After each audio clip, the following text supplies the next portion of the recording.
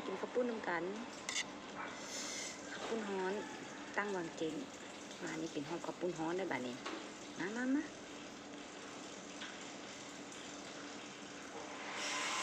ทำนี้เลยเนาะ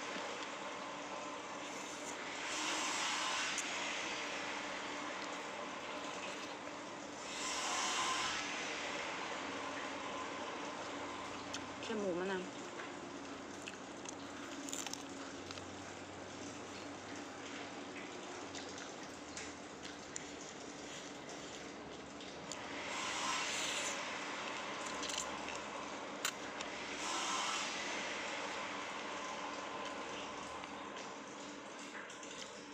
ลวกให้พักกันจ่องกับผักบุ้ง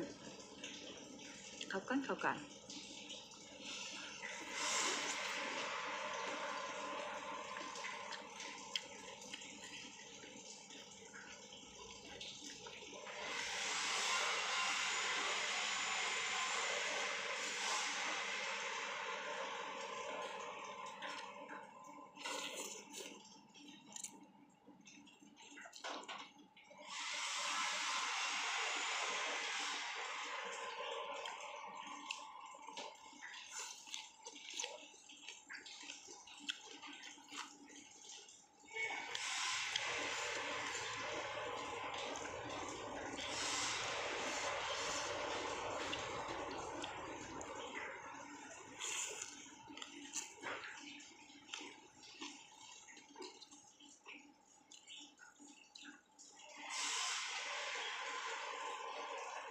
กินคนเดียว